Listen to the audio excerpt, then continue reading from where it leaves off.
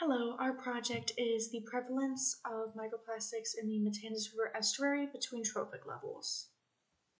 Hi, my name is Victoria Troop, and I am a coastal environmental science major and a biology minor. Hi, my name is McKinley Davis, and I am a history and coastal environmental science major. Hi, my name is Chris Metzger, and I am a criminology and sociology major.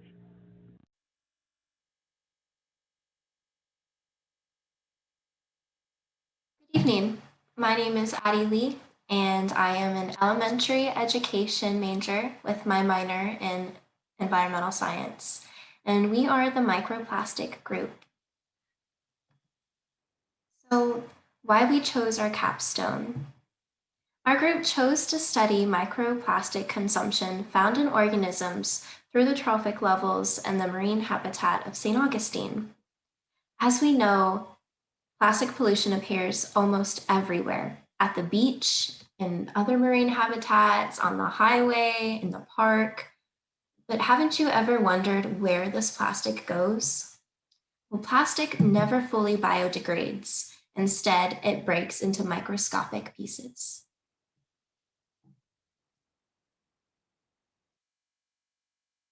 So microplastics are prevalent in the aquatic habitat, and their full range of effects on organisms are not known. This is important to study because microplastics have been found in several species, including birds, mammals, reptiles, and fish.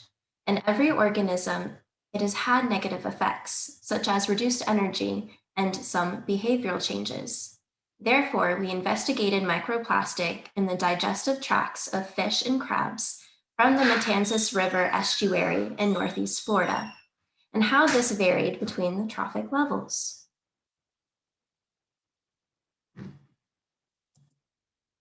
Our hypothesis is that tertiary organisms tend to have more plastic in their digestive tract than secondary organisms.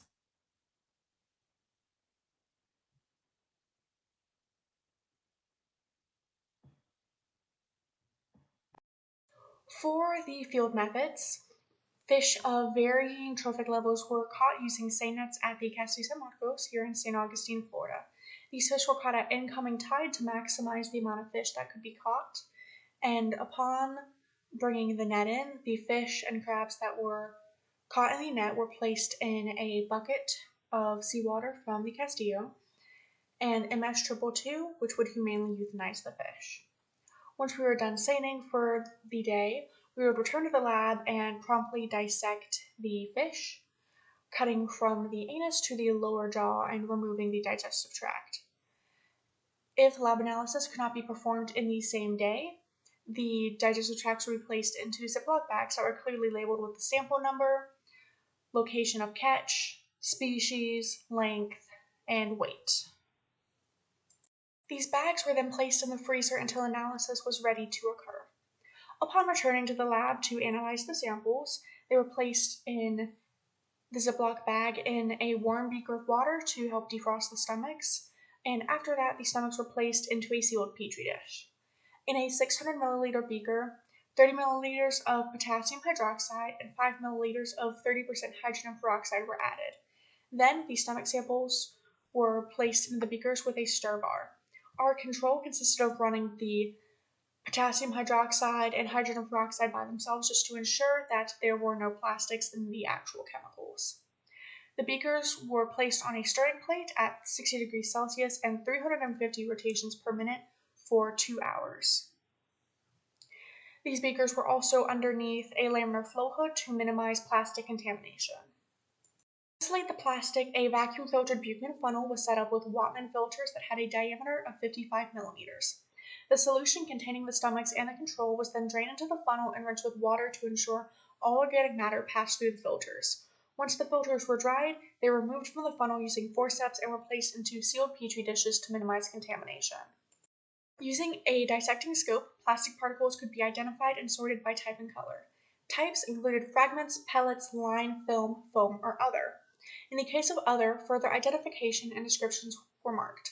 Color identification included dark, which included black, brown, or dark blue, warm, red or orange, light, yellow or white, cold, pale blue or green, or other. In the case of other, Further identifications and descriptions were once again provided. Alright, I will be discussing the results portion of our capstone project. This first chart here shows our species groups and the total number of each.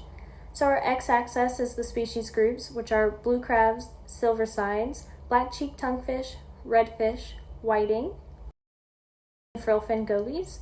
The y-axis is the number of plastics found in each of these groups, and as you can see, the whiting was the highest number with 36 pieces. Bluefish was the lowest with only 3 pieces found. Our results were ran through an ANOVA table that produced a p-value of 0.57. There's little significance between the groups, but there was a large difference in the samples themselves. Here I have provided a couple pictures of our samples to give an example of what we were seeing underneath the microscope. So this first picture came from one of our redfish samples. Even in the tiny zoomed in frame, how many black fibers we were able to count. And the next picture is from one of our black-cheeked tonguefish samples. Shows the blue fiber with even the frayed end on the bottom of it. This second chart is set up the first way as the first one, with the species group found on the x-axis and the number of plastics found on the y-axis. And broke down the types of microplastics that were found in each of the species groups. So you can see it's first by color and then by type. In color, there's clear, warm, and dark. So the cold is the pale blues and greens, lights is yellows and whites, warms was oranges and reds, and black, brown, or dark blue. And in the types, there's foam, film, line, pellet, or fragment. The foam is a spongy, film is a plane of plastic like a bag. The lines were fibers or just straight pieces of plastic. Pellets were hard and round. Fragments were hard and jagged.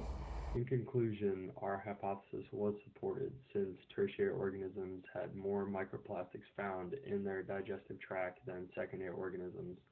The next step will be looking to improve this scenario and make sure that we're reducing the amount of microplastics that could get into these ecosystems and prove troublesome to these organisms, such as getting rid of water bottles, single-use plastics, shopping bags that can leak and cause massive buildup, and also get these microplastics into ecosystems that could be endangered and need protection from us.